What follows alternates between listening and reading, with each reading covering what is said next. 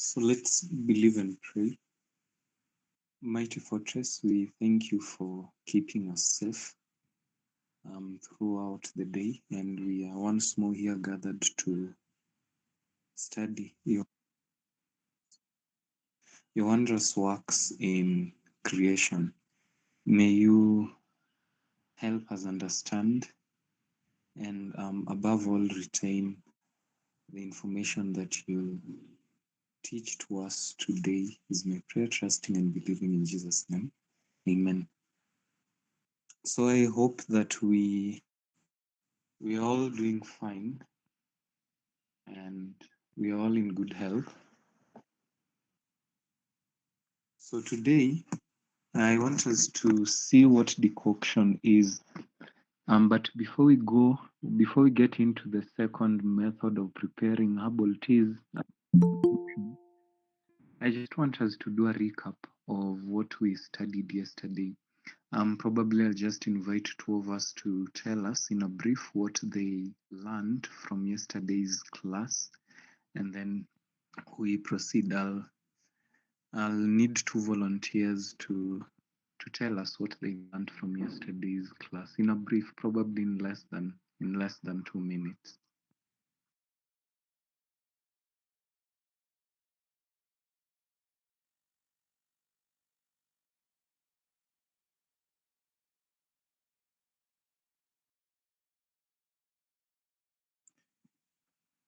There is no one. Anyone? We looked at dosage forms, formulations, infusions, different methods of infusions, even possibly using milk, which most of us wouldn't use anyway. But yeah, it was quite in depth yesterday. Okay, thank you. Thank you. So, under our objectives,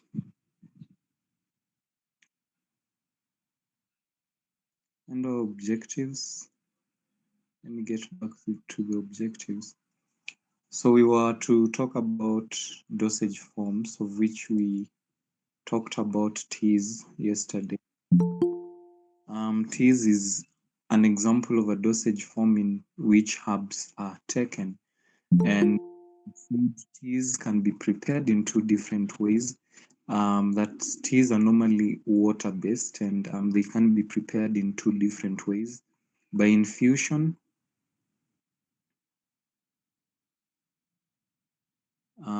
I believe you can, if you can't see what probably I'm writing, you can increase the size of your board. You can increase the size of your board, or probably even tilt the screen of your phone.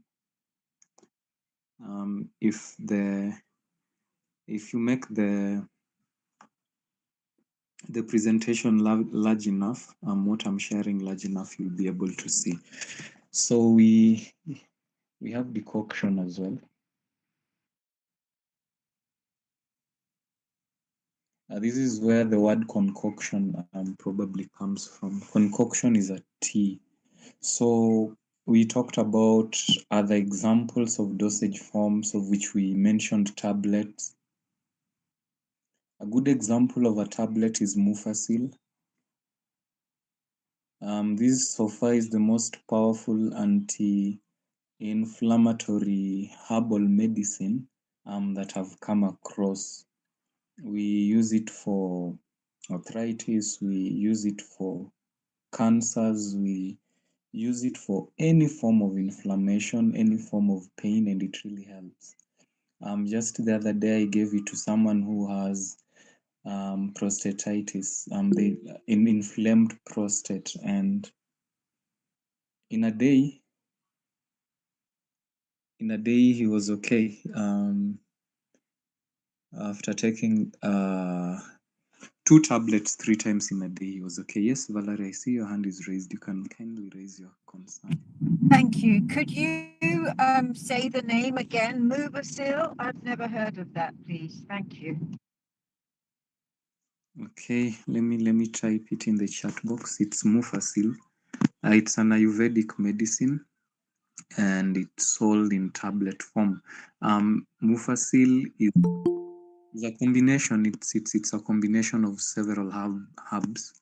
So Mufacil is the trade name. You can just Google to see how probably it looks like. One box has Thank you. about 20 tablets. Yeah, so it's very good for osteoarthritis. So Mufacil. So that's an example of a tablet.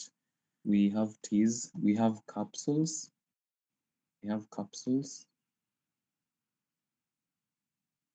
Of which we said powdered extracts are normally capsulated. Most powdered extracts are normally capsulated. An example of probably a capsule that you can find out there in the market is vitamin C capsules. You can find grapeseed extract. Grapeseed extract is a very powerful anti-infective. Like it fights infections, mostly viruses. It's very good for cancers as well. Grapeseed. So that's an example of a capsule. You can capsulate any herb provided it is a powdered extract. Provided it's a powdered extract. So these are just examples of the dosage forms that we talked about yesterday, of which these dosage forms, they are prepared in different techniques, of which teas we saw the two techniques in which teas are prepared, that is infusion and the rest. So today I want us to talk about something else. I want us to talk about there's a very big problem with my slides. What's really happening?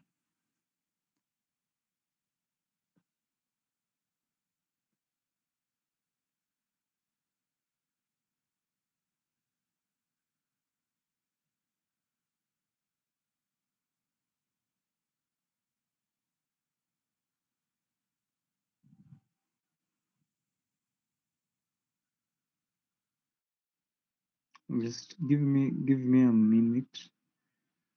Mm.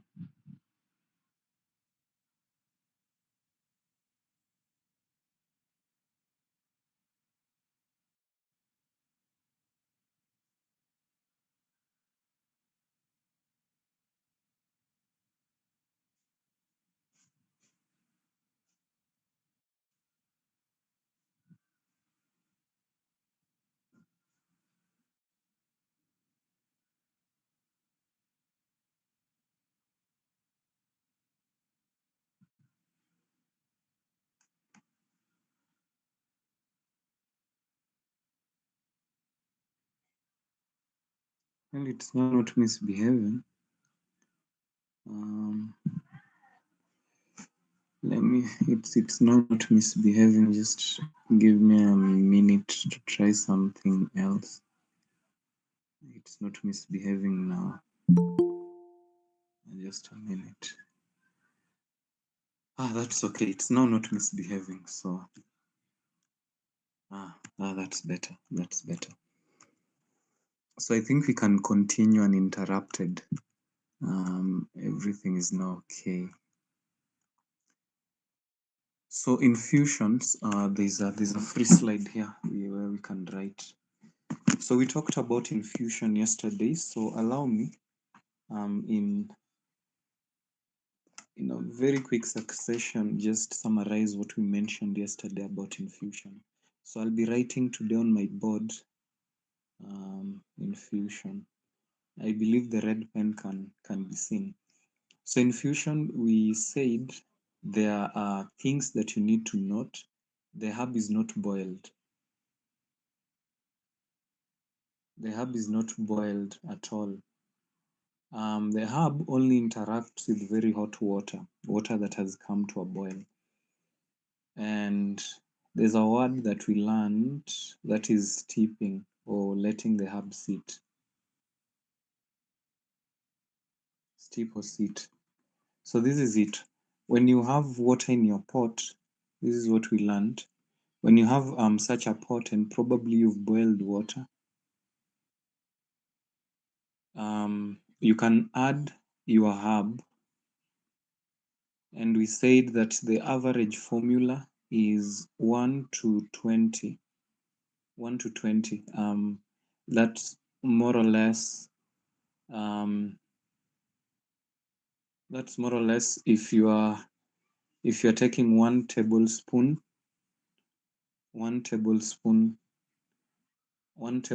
of the herb, you're supposed to infuse it in 500, not really 500, but 250 milliliters. That is 1 cup to probably 500 ml, depending on the herb. So 1 teaspoon should be infused in a cup or 2 cups of very hot water. So you have your pot, you add the herb in the pot, and then you close the lid. You wait for 15 to 30 minutes, 15 to 30 minutes until it becomes warm. You know, when you add the herb, you have to stir. You have to stir. You have to try and probably stir your water. You stir the water before you close it using a lid, and then wait for 15 to 30 minutes, or rather you just wait until it becomes warm. And once it is warm, you can easily now sieve and drink it. That is what we called infusion. And for decoction, we saw some herbs here that can be used, that can easily be prepared using in infusion. We have yarrow, we have oats, we have boldo, we have pork. Okay, let me say the ones that I think might be common to all of us. Um, um, okay, we have celery, we have wormwood. Wormwood here is Artemisia. We have raspberry. There is rosemary here, and there is senna. Probably chickweed. Comfrey is common. We have feverfew. Feverfew is common. You have most probably seen it. Probably you've seen it. That I'm sure. But probably just you've never known it's called feverfew. We have dandelion. Yeah, those are the most common. Chickweed is also common. So I told you guys to look at the list, or the list of herbs that you can use, or rather that you can make. You can prepare through infusion. But then we said that the common rule is, let me get back to this slide. We said that the common rule is, when making herbal infusion, this is what you should know: the delicate parts. So that is your leaves, your flowers, some stems, and then if the herb has volatile oils, what we call essential oils. And I gave you some example of herbs that have essential oils. And for you to know if a herb has essential oil, you can always tell from the smell of that particular herb. An example is rosemary. We have sage. They normally have some strong scent. So such herbs should always be prepared. These parts should always be prepared through infusion. So let's talk about decoction. Let's talk about decoction. So Remington, as I said, Remington is a scientist. Remington is a scientist, and he writes a lot. He writes a lot on herbs. He writes a lot on plants. So how does he describe this particular procedure of preparing herbal teas? How does he explain it? I'll read. Remington describes decoction as liquid preparation made by boiling vegetable substances with water. Boiling vegetable substances with water. So the main thing here is boiling. So that's the main difference between decoction and infusion. When we decoct an herb, we boil that particular herb. And so moving forward, when we'll be talking about when we'll be when we'll be talking about treatments, let me just show you probably an example of what I mean. Let me show you an example of what I mean. I'll have to remove this video from YouTube and upload it. So let me just show you an example of what I mean.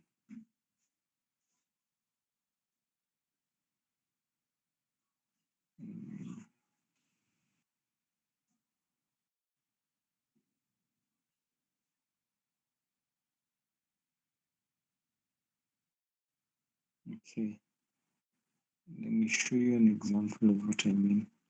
So I believe you can see that. Let me increase the size of the screen. So this is a treatment program that I've been writing for hypertension. It will help us do the exercise that I mentioned earlier before the year ended. So in this particular program, we see, I believe you can see it. You'll see that there's a hub here.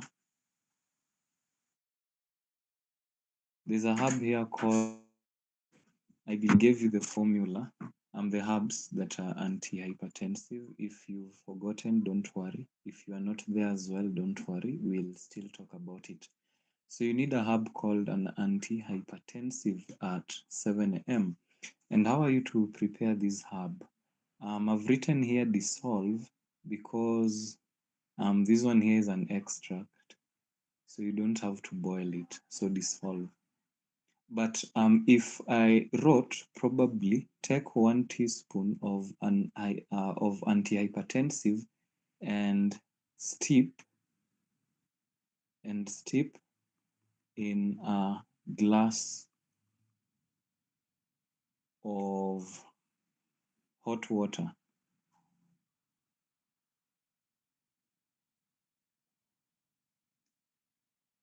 Take 1 tablespoon of antihypertensive and steep in a glass of hot water. That one, what I'll simply be meaning is infuse. This particular herb should be prepared by infusion. So these particular terms that we are talking about, you need to know them. So there's steep. There's steep would mean infusion, and then there's boil, which would mean decoction.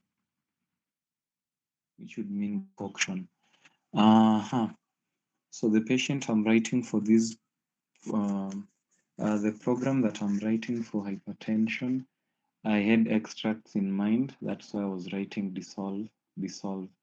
But there are other programs that I normally write boil or steep. So, okay. Uh-huh.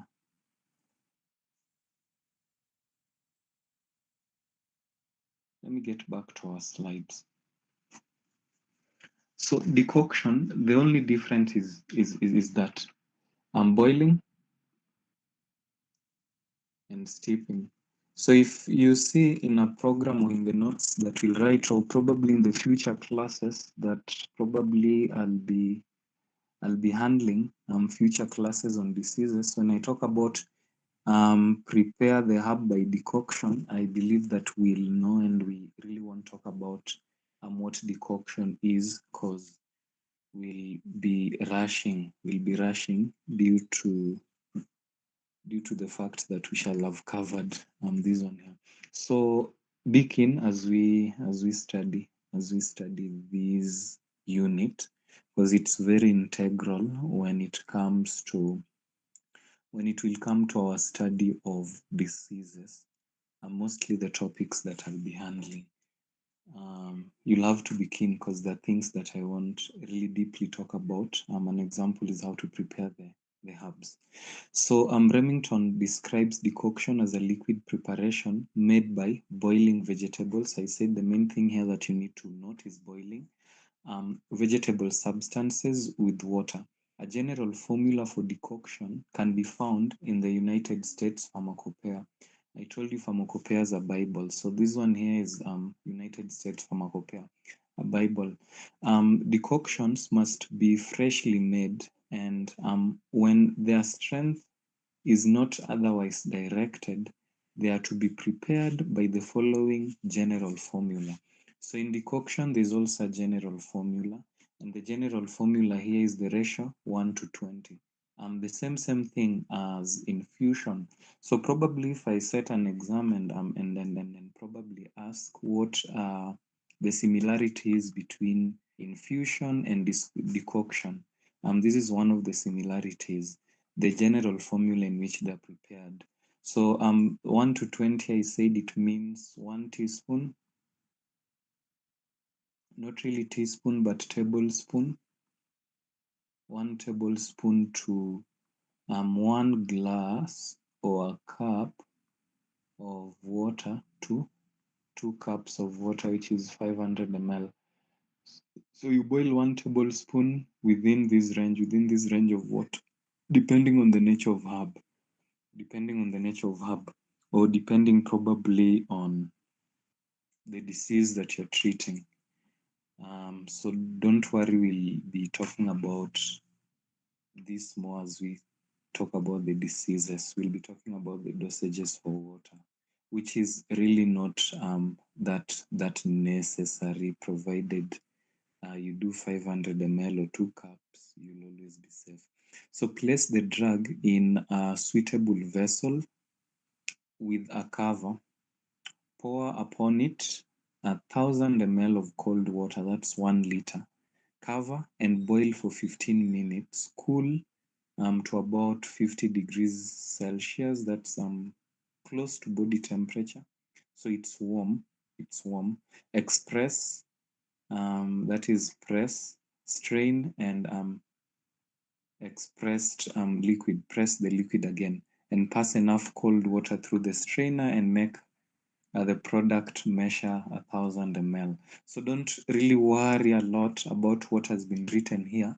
Allow me explain what it means. Let me look for a free space to write. So this is what it means. Forget about what is written here. I want to explain what decoction is.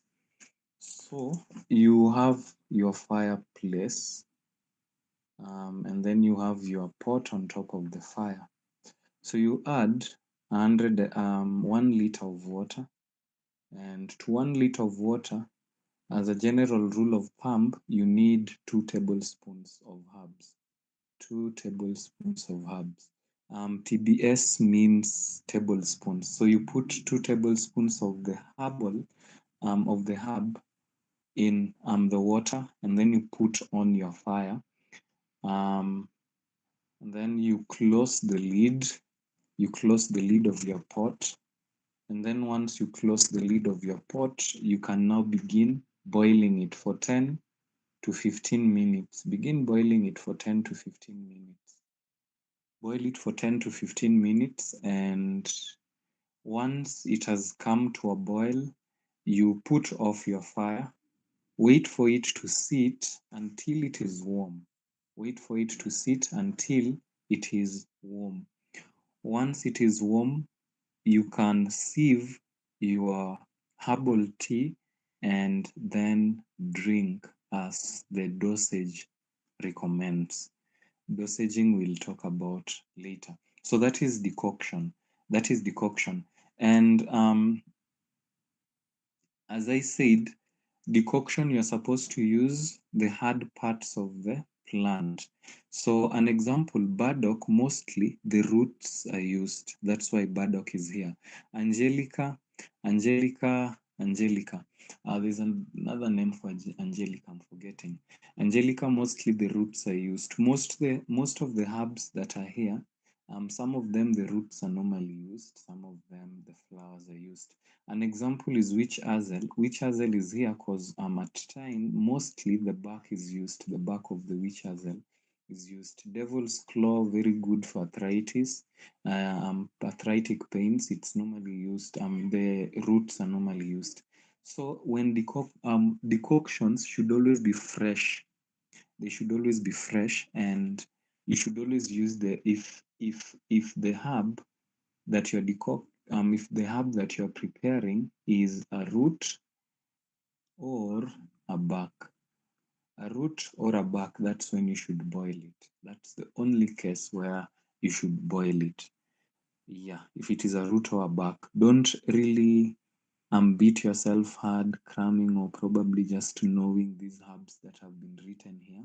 They've been written here because mostly the roots or the barks are normally used. An example is wild yam. The root is commonly used. Echinacea, though the leaves are normally commonly used, but if you look at this other list of mine, you'll also find echinacea here as well. So what you just need to know or not is the parts, roots and barks for decoction, and then for infusion, the leaves, some tender barks, the flowers. Yeah. So aside from the barks, here you can also include some berries. Some berries. An example, when you are preparing coffee enema, you'll have to boil the coffee. In as much as it's in powder, you still have to boil the coffee before you do an enema for your patient. So is everything clear? The two ways of preparing herbal teas, the water-based ways of preparing herbs. Is it clear? Does anyone has a question before we move to the next thing?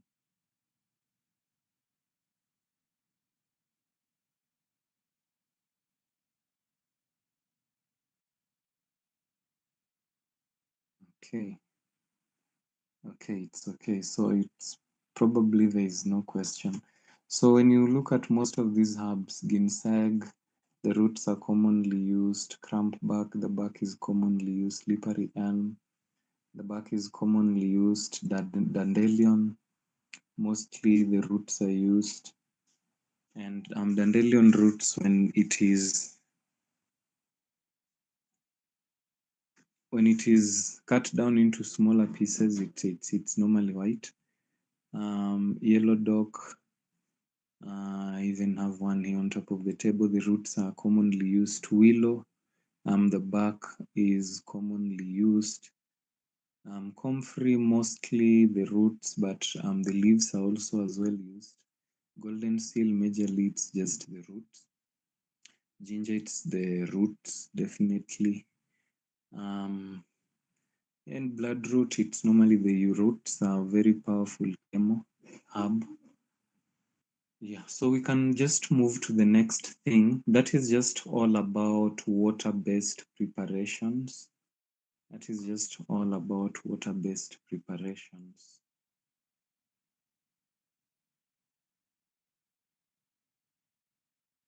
So how can we prepare herbs using water and alcohol, water alcohol preparation?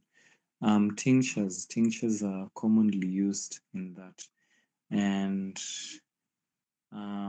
you can use tinctures are commonly used for that. This one we won't discuss in this particular level of our training. So the main thing that you need to know is the water-based preparations. For the tinctures, it's not needful this particular in this particular level. So allow me move to our next objective. So when Daktari was talking about poultices and the rest, I said that you don't need to worry because we have a unit where we'll be discussing all this in detail. So we've talked about how herbs can be used internally in form of teas and other dosage forms. tablets, capsules, probably syrups. There are also syrups. You should note. So there are other ways herbs can be used externally. There are ways herbal remedies can be used externally as well. So we can use herbs externally for baths. We can use them as douches to irrigate the vaginal area when you are having vaginal infections, urinary tract infections, and the rest. We can use enemas. Enemas is insertion of medication through the anal area. There is normally an enema bag. These things we learn them practically how to do how to do them. Yeah. So we have as well compresses and packs, of which we'll know how to do practically compresses and packs. So a compress, probably I'll just give an example. If you are having a liver patient, whatever liver disease they're having, be it cancer or hepatitis or probably a fatty liver, whatever liver case. Let's take an example of a cancer. So we once had a cancer patient a liver cancer patient who had, it was stage 3 cancer. The cancer had transferred to the lungs.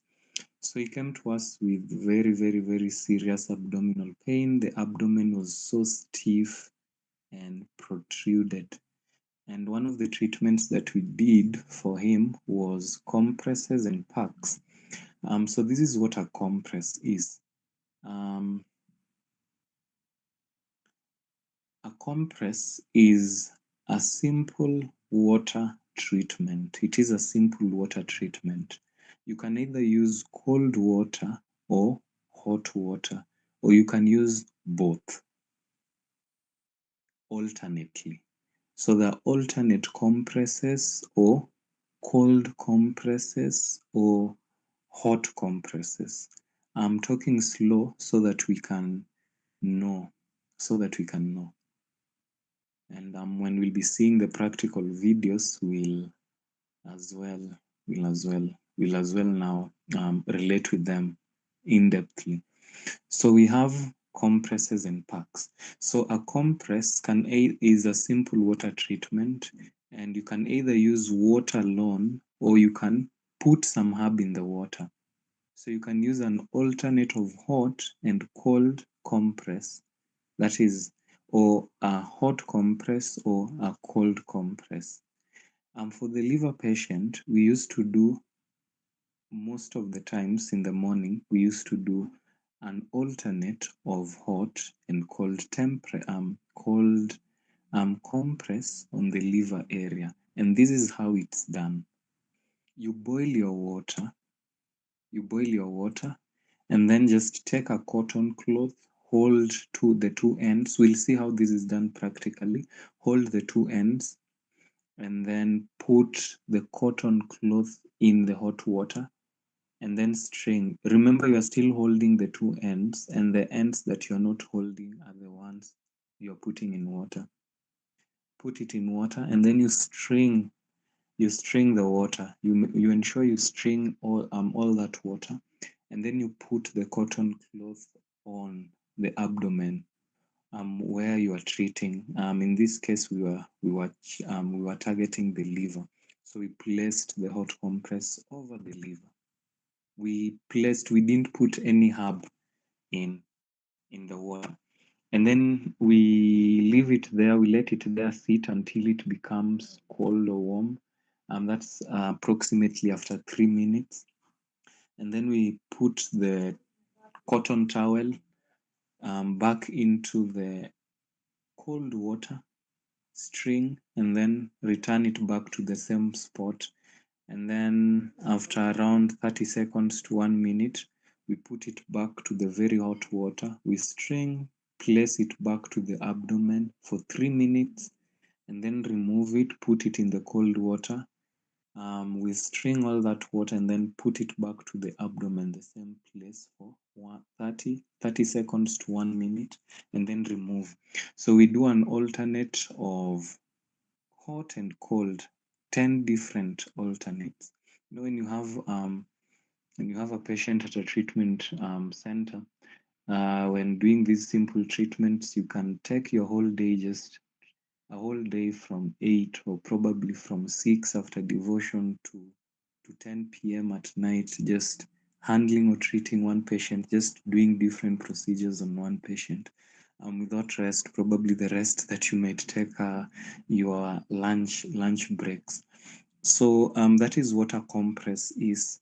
And mostly we'll see in the next slides how we can use different compresses. You can use compresses in wounds. Probably if someone has a wound that is rotten, a wound that has started rotting, when we a wound that has started rotting, you can always use the compresses. You can always use the compresses on the wound. You put something septic, something that fights bacteria or rather simply infection in the water. An example is guava leaves. You prepare guava leaves using that water by infusion, and then you apply it on the wound as a compress. And then for packs here, it's a different thing. There is castor oil pack. There's a common one called a castor oil pack, where you soak your cotton towel in an oil, your preferred oil, and then you put it over the targeted area for treatment. For if it's a castor oil pack, you can even put it for 24 hours or for 6 hours and more. Just put it there so that the castor oil can dissolve into the targeted organ of treatment.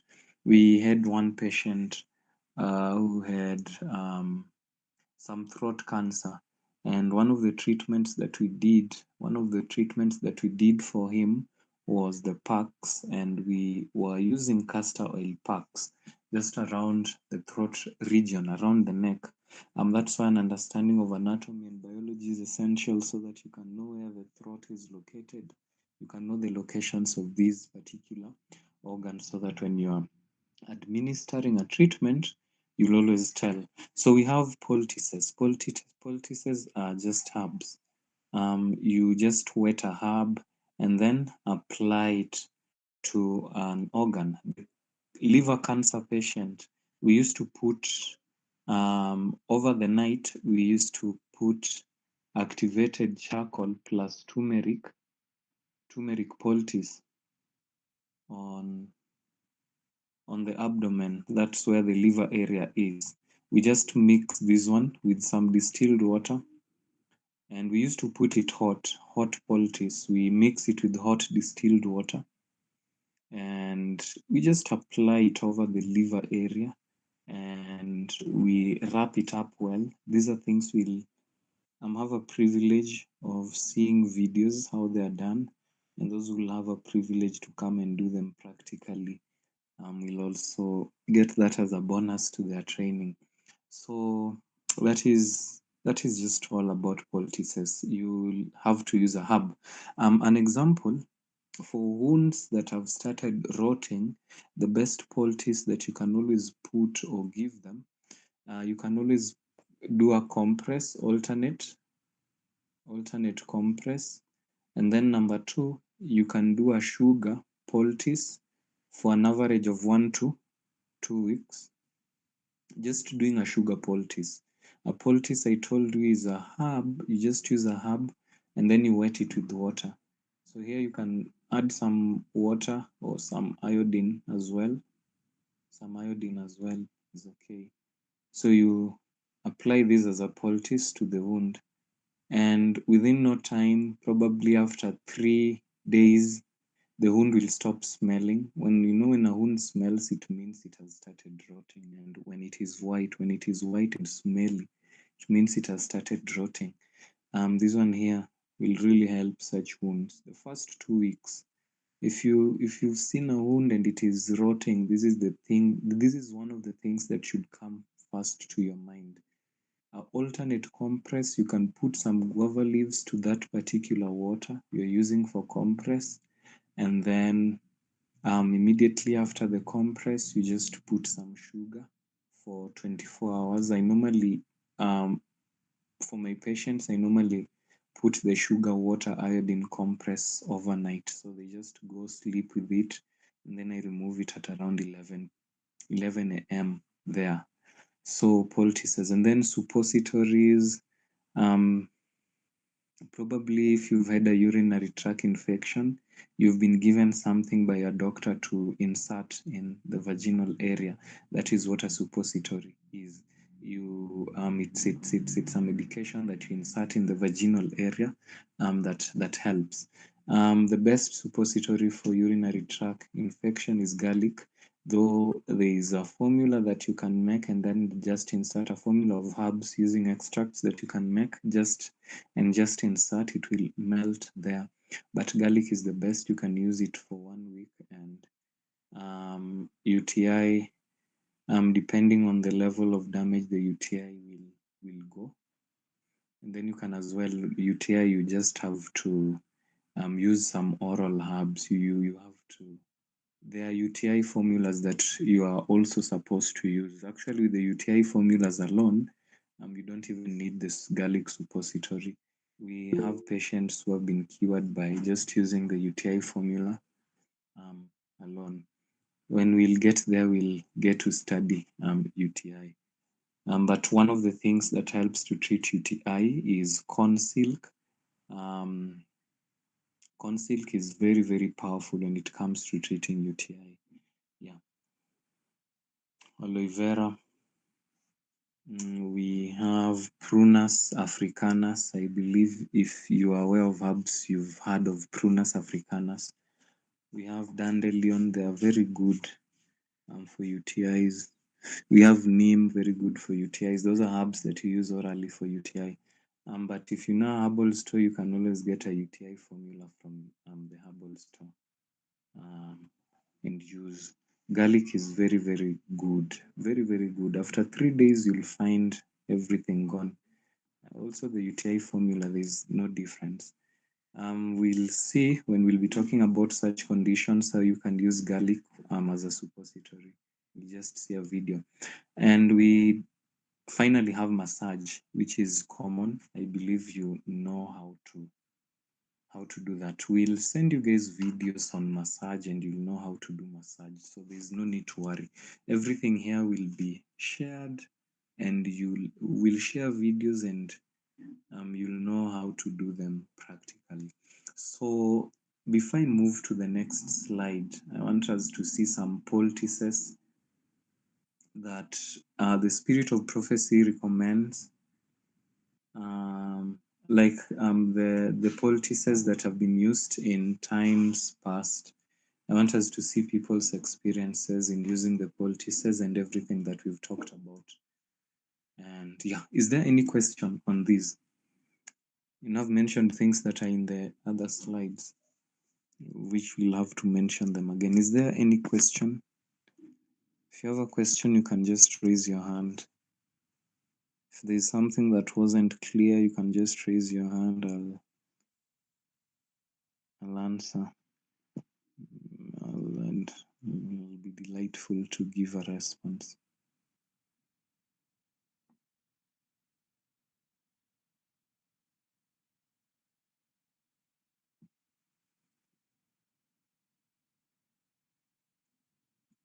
Is there anyone raising his hand really? Okay. There's no one.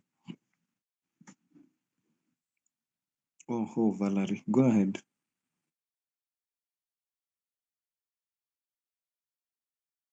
Sorry, I wasn't supposed to press that. Okay, thank you. So there are very few people in the meeting. 1, 2, 3, 4, 5, 6, 7, 8. That's fair enough. Fair enough. So okay. tomorrow we are supposed to see something on nutrition. Dr. Maxwell will take us through nutrition. And tomorrow I really want to be able to join you guys for the class and record. On Tuesdays, I normally do some nutrition series at one of the universities here at the city. So you'll kindly try and attend tomorrow's class. Probably just take some good notes. Maxwell normally speaks very fast than me, so you can always just unmute and tell him to go slow. So let's continue. Poultices.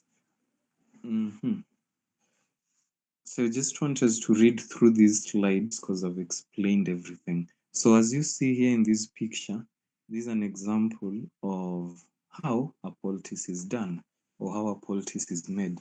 We'll see and prepare these things practically.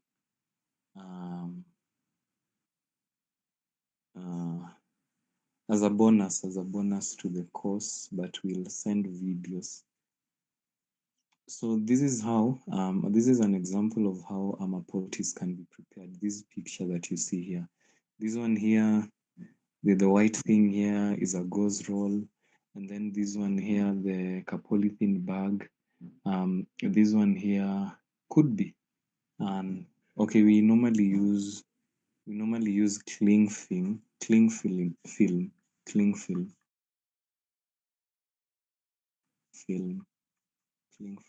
That is what we commonly use. But if you can't find the cling film, you can use any polythene that you find.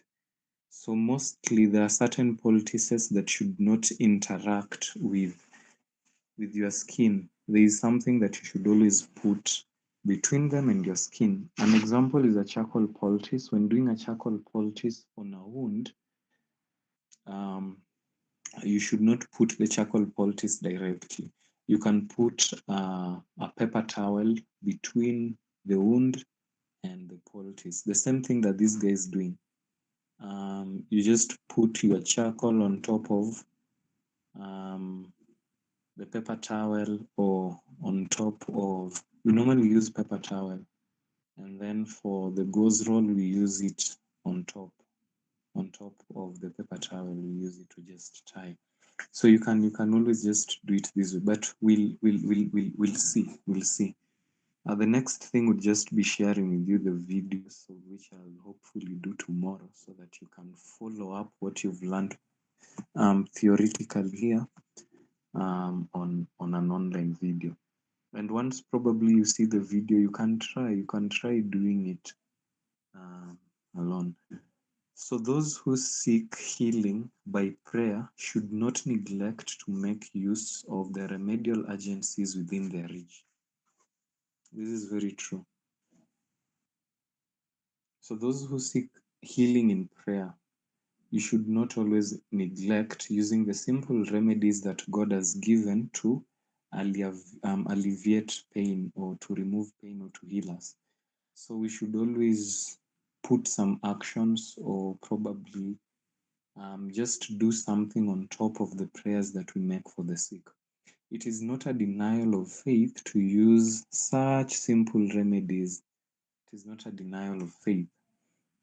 So when we have prayed for the recovery of the sick, we can work with all the more energy, thanking God that we have the privilege of cooperating with Him and seeking His blessing on the means which He Himself has provided. You know, it's interesting that in the Bible, when you read Exodus chapter 15, verse 16, God introduces himself to us as a healer. He is a great physician, and he tells us that he can cure all our diseases. But then when you read keenly that particular verse, you'll see that it's a promise. It is a promise. But to it, that particular promise, there is there's a condition that is attached to it. there's a condition that is attached to it. I'll read Exodus 15, verse 26.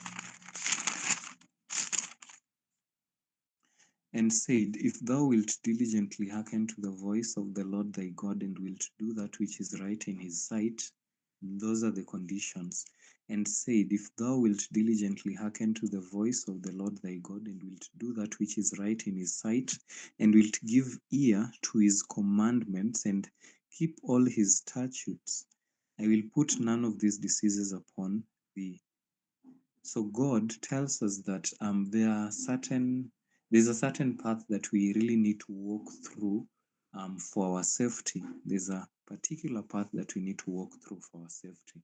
In this context, he talks about our safety, our physical safety in terms of not catching or getting diseases. And when you read Exodus chapter 23 verse 25, you will see this particular pathway that God really desires us to walk in a broader way, in a more clear perspective. He says, and ye shall serve the Lord your God. So number one is trusting in God. Let's probably read all the way through before we start talking about the verse. And ye shall serve the Lord your God, and he shall bless thy bread and thy water, and I will take sicknesses away from the midst of thee. Underline the word and I will. Like after all that is mentioned before the and, after all that is accomplished and done, that only and only will he take away diseases from us after all the things that are mentioned before the end is done. That is serving the Lord your God and him blessing our bread and our food. And so God in Exodus 15:26, he tells us that he can cure all our diseases. He tells us that he will not bring any disease upon his faithful servants if we follow his desired will, his desired pathway. And in this particular verse, it's more expounded. It's more expounded. And so, what is this desired pathway? I'll repeat. Number one is just trusting in God, trusting in the divine power. Number two here, it is mentioned in the King James Version, bread, blessing bread, or God giving us food in abundance. And by blessing, that would mean good food, and good water, and blessing water, and good water.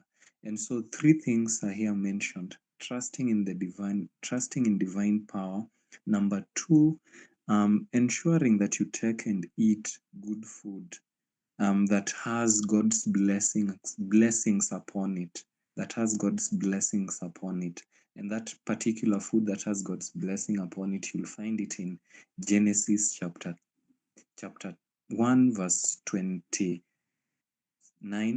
and Genesis chapter 3 verse 18 and 19. Anything that the Lord recommends, anything that the Lord advocates for, therein lies his blessings. Therein lies his blessings. Anything that the Lord tells you to do, therein lies his blessings. And so when the Bible says, and he shall bless thy bread, it means those things that have already been blessed, those things that he advocates, those things that he wants us to take. So we should not only pray for the sick, as the verses put it. We are not required to only pray for the sick, but we are required to remove anything that would make the sick as we pray, and also help the body to heal itself, because the body can heal itself.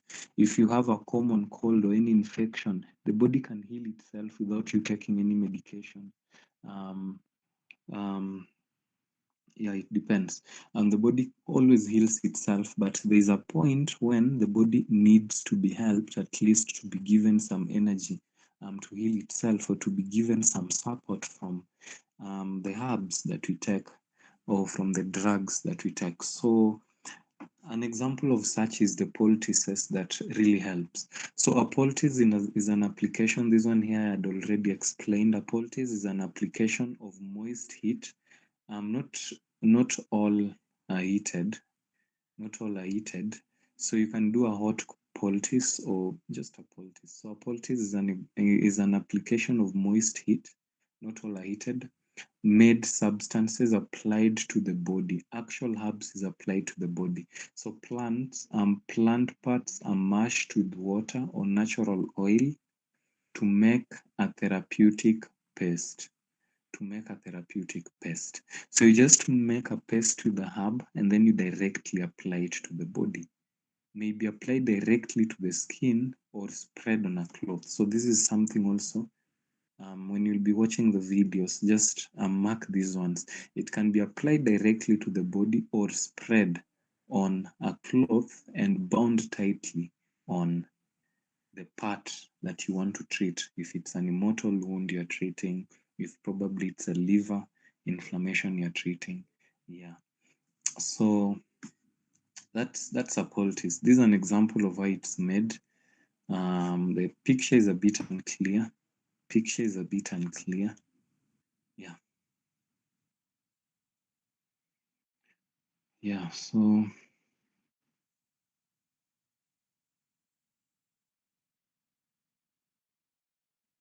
these are examples of poultices. I see time. I really don't know why I'm tired already. Uh, so before we go to the general instructions, our classes should always end at 9:30. So before we go to the general instructions, does anyone is there any questions so far? Anything you need a clarification on as we proceed?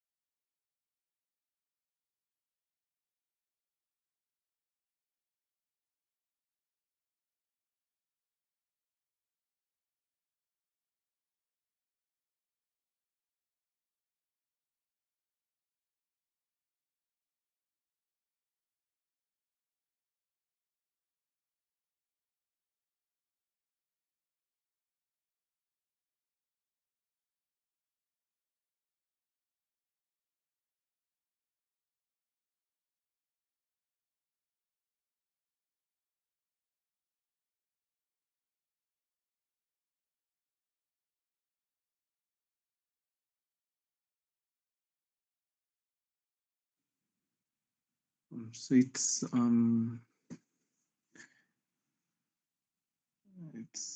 looks like there's no question. We can read the general instructions before we proceed. You can read the general instructions before we proceed. So there are things like abscesses, carbunacles, boils, eruptions. There are poultices that you can always use for that. An example is an Irish potato poultice. If you are, there's I'm forgetting the medical term for it. I'm forgetting the name, but there are normally some swellings in the eye. There are normally some swellings in the eye that are normally attributed to an infection. Such swellings, you can always just put a potato poultice directly to your eye. You just close your eye and put a potato poultice. You smash the potato, the Irish potato well into a paste and then just put it there for 2-3 hours for about 1 week or 4 to 7 days, and you'll be okay. So that's how important poultices are.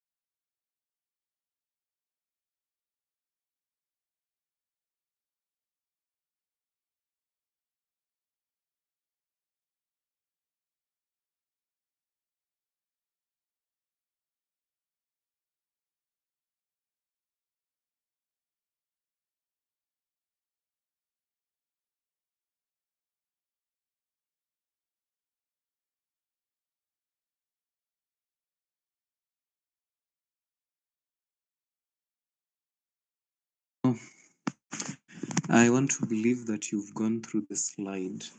So do not warm over poultice. Once used, you throw it away. Throw it away. Throw it away. Throw it away. Throw it away. Do not allow a poultice to become cold before you apply it. Yeah. If you are doing a hot poultice over some liver inflammation, that is your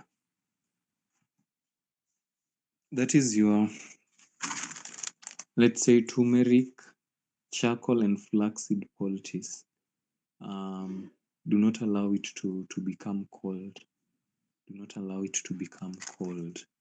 There are times that for the throat cancer patient, there's a time that we placed some hot poultice, very hot poultice on the throat area. Hot, like what I mean is hot, you know the hot. So you placed a very hot poultice, a very hot poultice on the throat area from the outside. And the hot poultices, they normally work very well. You don't have to put it hot in a way that it causes a burn, but there is that hot that doesn't cause a burn. It is very hot, the patient will complain, but it won't cause any burn to them. But yeah, so that's about 40 degrees, but you really you don't have to worry about the hotness. Let me give you an example. When preparing charcoal, turmeric, and flaxseed poultice. Flaxseed here is what we'll use as our glue or the binder. So you can take, we used to use two bottles, the half a kg bottles. We used to use two half a kg bottles every night for one patient. And for turmeric, we just used to take one bottle, the half a kg bottle. So we mix these ones first in a pot. Just mix them well in a pot. And then for the flax seeds, we used to mix we normally mix the flaxseed with water and then cook the flaxseed with water so that the paste can form well. We cook the flax seeds until it boils. You just stir it. You just stir it well. Just some water and flax seeds. You stir it well. You stir it well. And once you are satisfied with the glue that has been formed, if you mix flax seeds and water and then heat and stir, it will form a glue. Once you're satisfied with the glue that it will form, you just pour it over to this mixture of yours. Pour it over to the mixture of yours, and then just needle it using probably a spoon or a wooden spoon, or yeah, just use something wooden and just try needling. I'm forming a paste, a thick consistent paste. It shouldn't be that thick. Thick consistent paste, and then you just apply it over the abdomen. So here there's something that you'll note. We did not heat the alcohol, the charcoal. We did not heat the turmeric. What we heated is the flax seeds and the water. So this is an example of a poultice that you can always use. So this poultice, you can always use it for such pains of the liver. You can always use it for, let's say, wounds that are not smelling, wounds that have started healing. Those are the red wounds, and you want to let them heal fast. The best thing, the other poultice that you can use for a wound is turmeric and charcoal. Turmeric and honey. Just mix turmeric and honey into a paste, and then you just put it directly on the wound. the wound will heal very, very fast. So you only put it in a healing wound. A healing wound is a red wound, a deep red wound. If the wound is not red, if there's anything yellow in the wound or anything white in the wound, that's a sign of an infection, and you need to do away with it first before you use either of the two poultices that I've mentioned. But we'll see that deeply. So have a second poultice ready immediately upon removing the first. That's if you want to put them that way successively. If you want to put another poultice immediately after the first, it depends on your treatment. To make, but we'll be able to understand how to do all these treatments at the end of our training, so don't worry. To make the following poultices, it is best to have the herbs in a ground and granulated form. The other thing to note. So if fresh green leaves are used, beat them up, steep, and apply to the affected parts. Poultices are most excellent for enlarged glands or of any kind, such as neck, breast, groins, prostate. We normally put poultices for prostate cancers, from sugar poultice to pork root poultice, a lot of them. And also these eruptions, you can always use poultices. I talked about Irish potato poultice. So in this unit, the objective is to just know what a poultice is and how to apply a poultice. And so when we'll be talking about diseases, we'll be talking about, if we mention Irish potato poultice for abscesses, you'll know how to make and apply an Irish potato poultice. So in this unit, you just know these terms and know how to do them. So when they're just mentioned in passing in other units, you will be at a position to relate. So these are slides that you should read, general instructions, and these are the general instruction. You should read them. Allow me just to use Go. The uses and abuse. This is something that you should read. There are 8 conditions for which poultices should be employed. Yeah, so the uses and abuses, these are things that you should read and just know. So there's nothing here to explain. There's nothing here really much to explain. So those are ones that you'll just read. So some of the most important poultices, let's see examples of poultices. We have clay and glycerine poultice. That is mixing clay.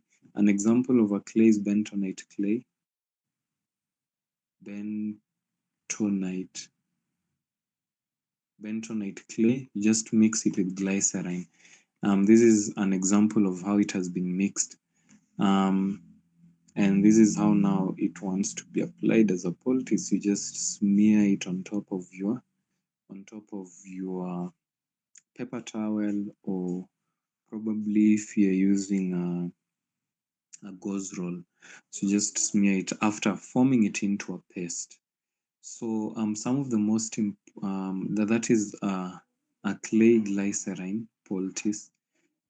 So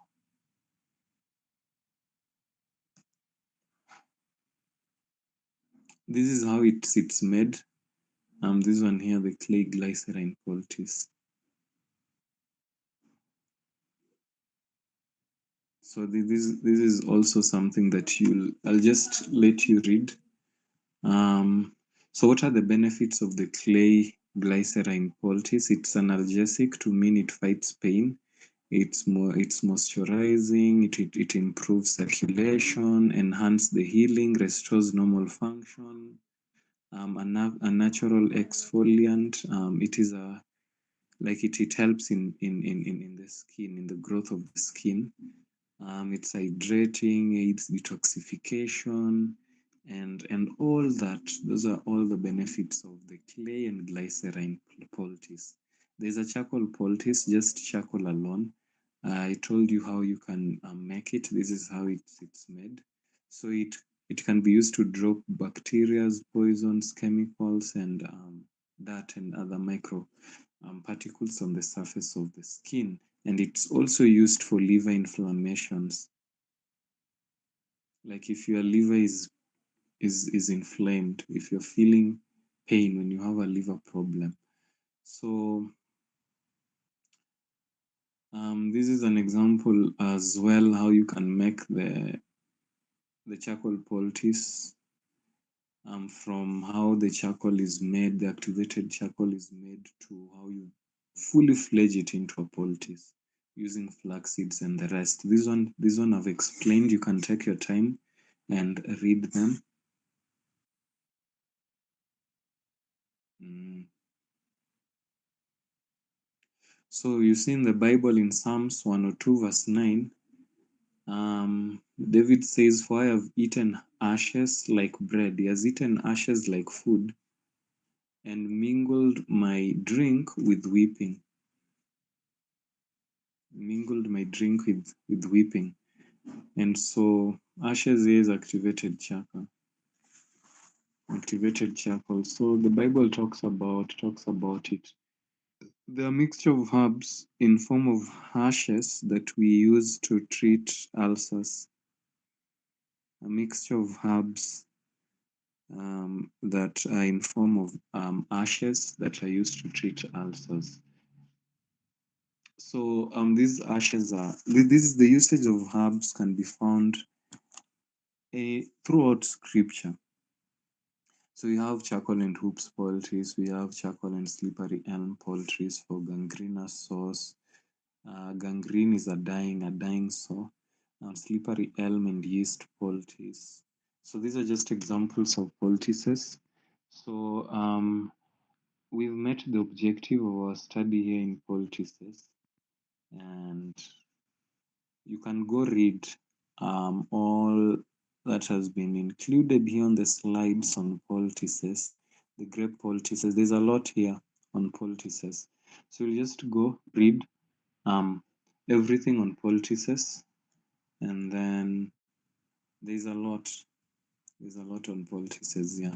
So for the potato poultice, I mentioned you can use it for red eyes. Someone asked this in the group.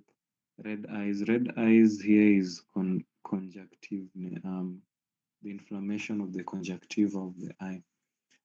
Sore eyes, inflamed eyes, skin, minerals absorbed. If you want to alkalize an area, you can always use potato poultice.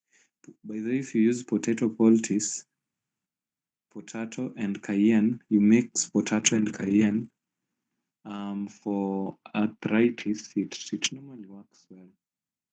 It normally works well. Potato and cayenne for arthritis, you just mix them well.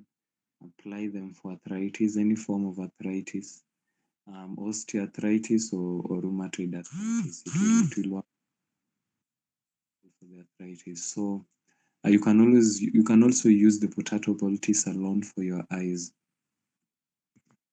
So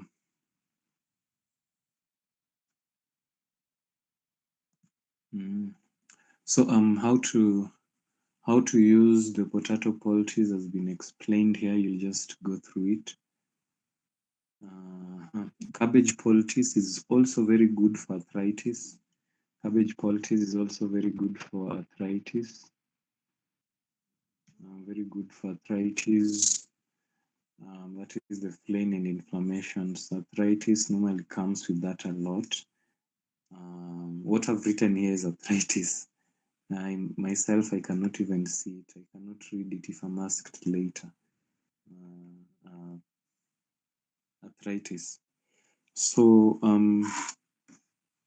especially arthritic pains, abscess, boils, burns, insect bites, neuralgia. Neuralgia is some defects of the neurons. Cystatic pain, when someone talks to you about, and when someone tells you they're feeling some pain on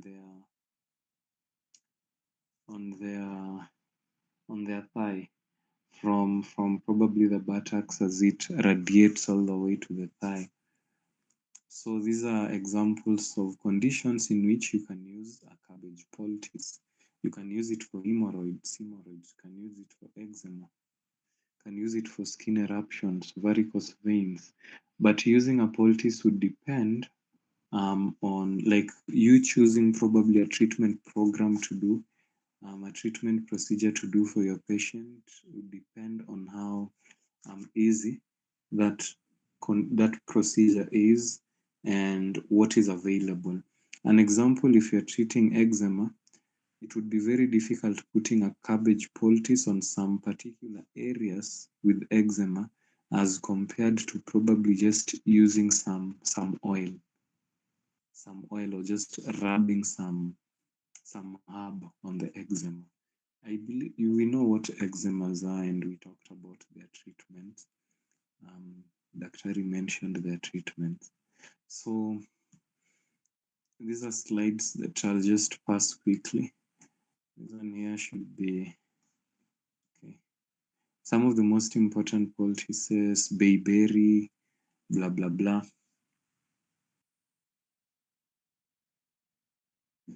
So this is the bayberry.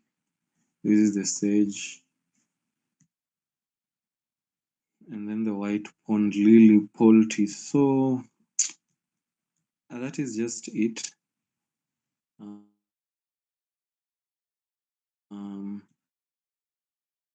Poultices. So yours is to just read and just become acquainted.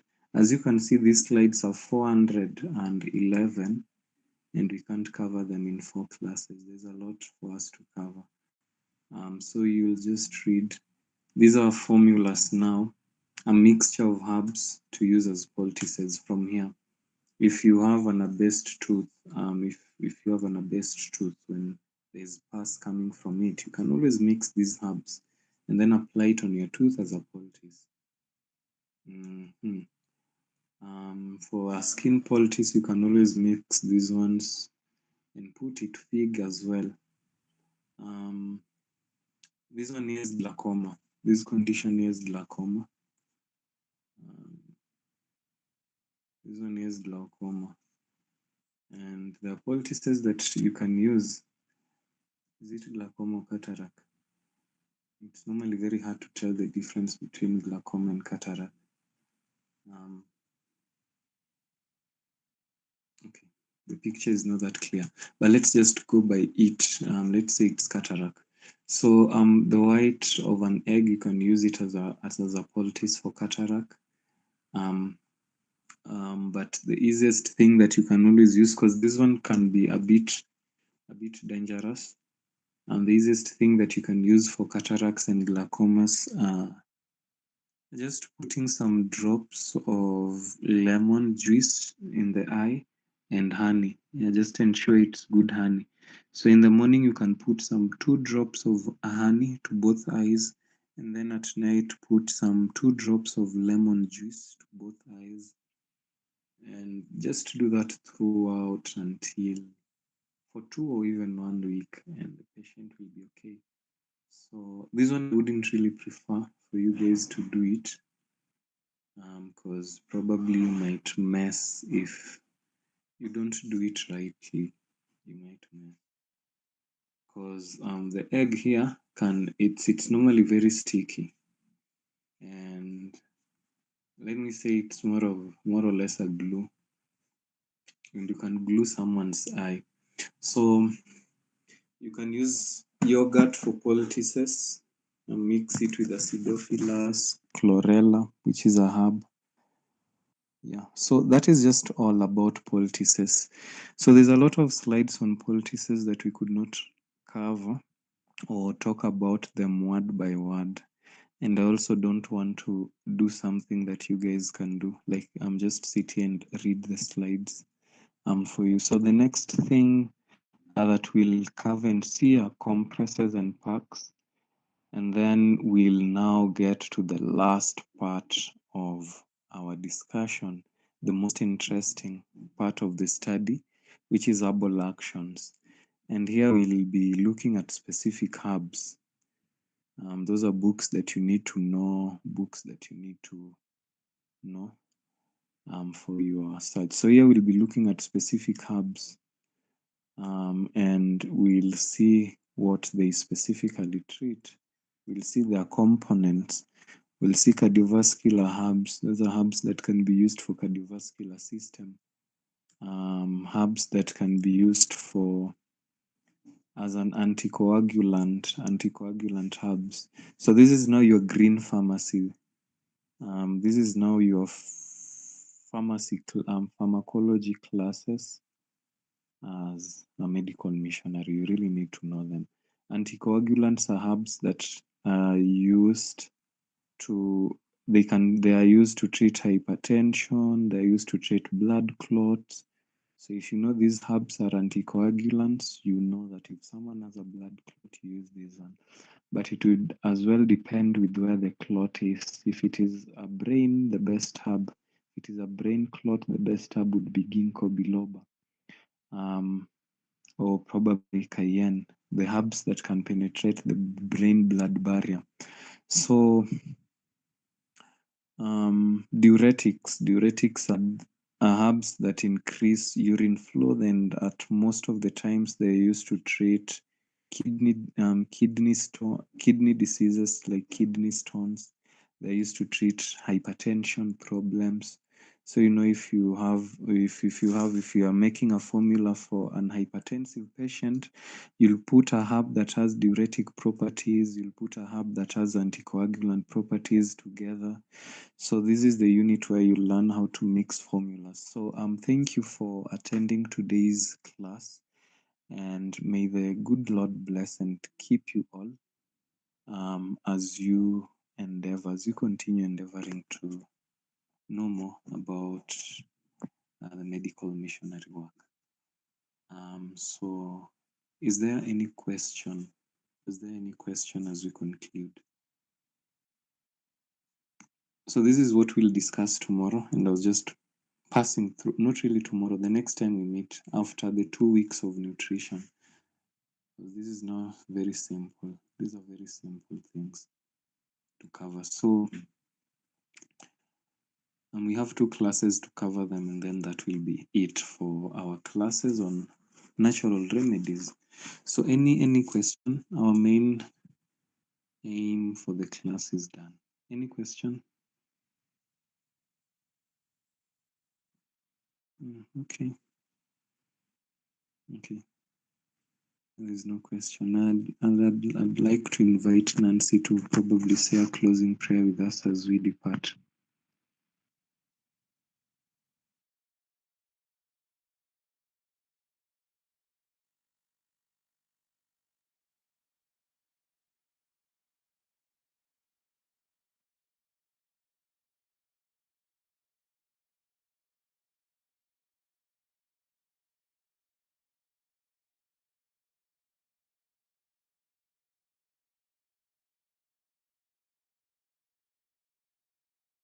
Now, if you are able, you can kindly say a prayer with us as we close today's class.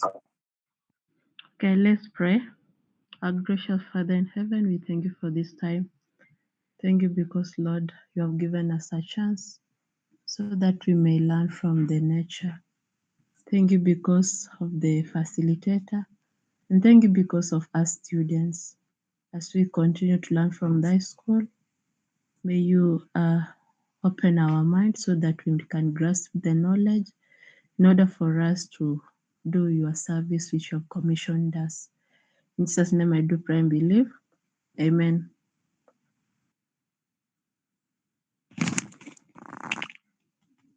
Amen. Have a rest of